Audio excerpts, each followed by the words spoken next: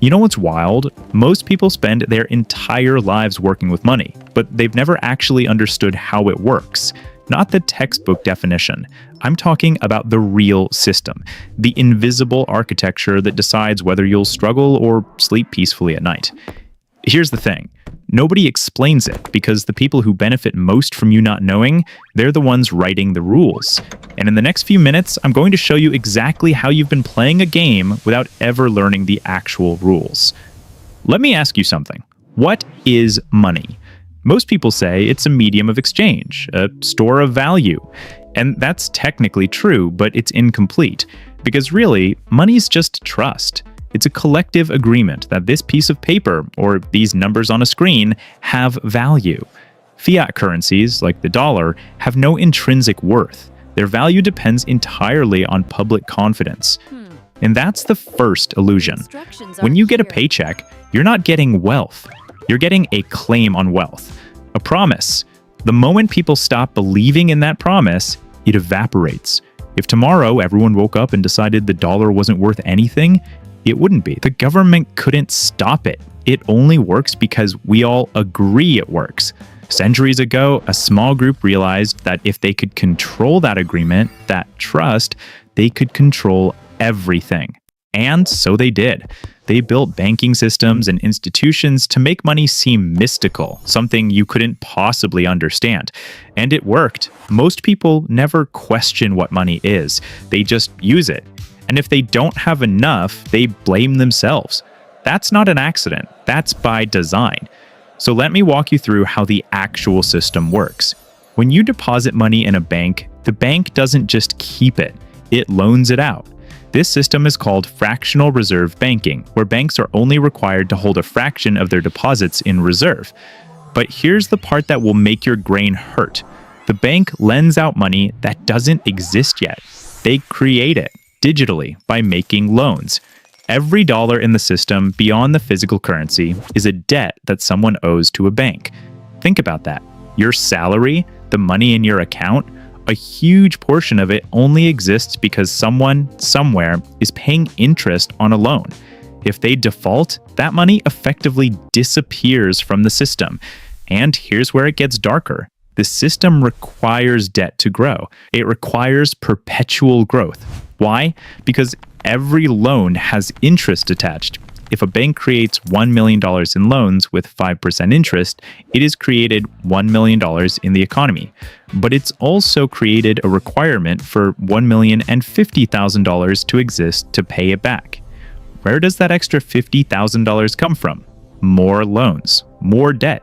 It's a cycle that needs constant expansion to function.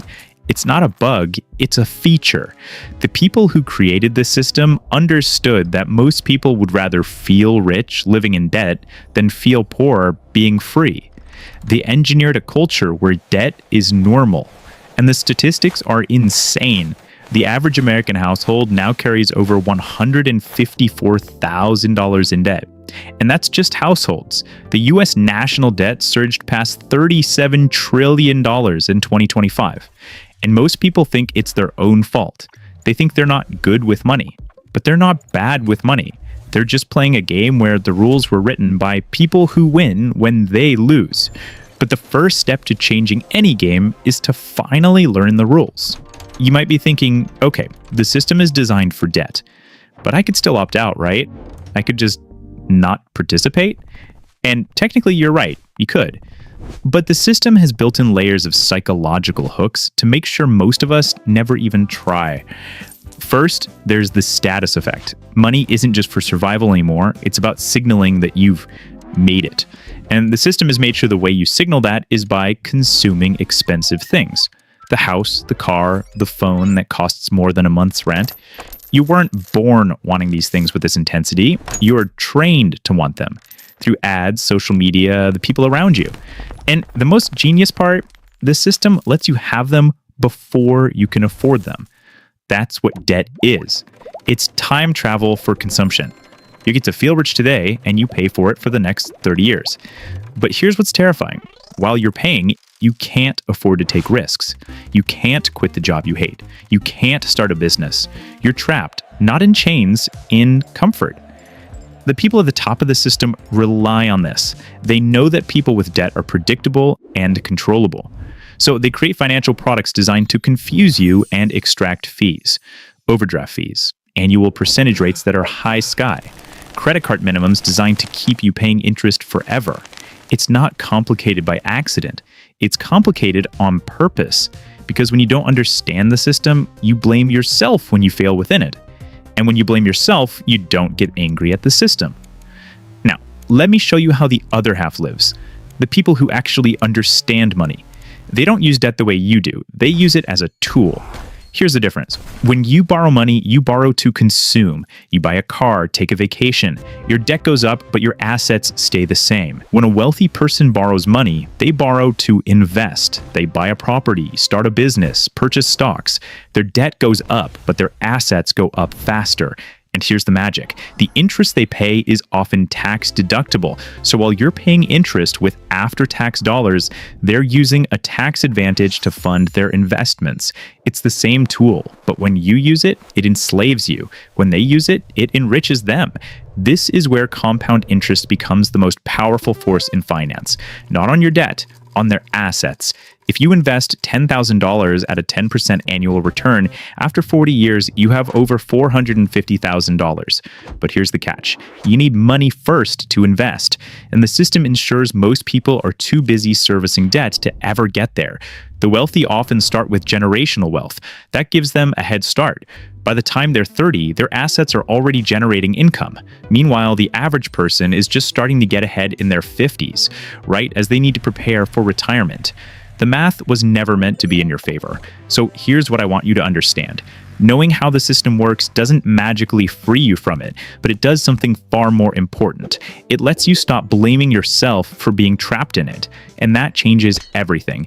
Because once you understand the game, you can start to choose differently. Not perfectly, but differently. You can decide you don't need to signal wealth you don't have. You can decide you don't need to consume what you can't afford. You can't opt out of the system entirely, but you can opt out of participating in it the way it wants you to. You probably won't become a billionaire, but you could build a life where money serves you instead of the other way around. And that isn't nothing. That's everything. So now you know how money really works. The question is, what are you going to do with that knowledge? That's up to you.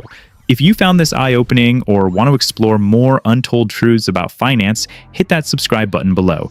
There are new videos every week breaking down the systems that shape your life. And the more you know, the better your chances to win at this game.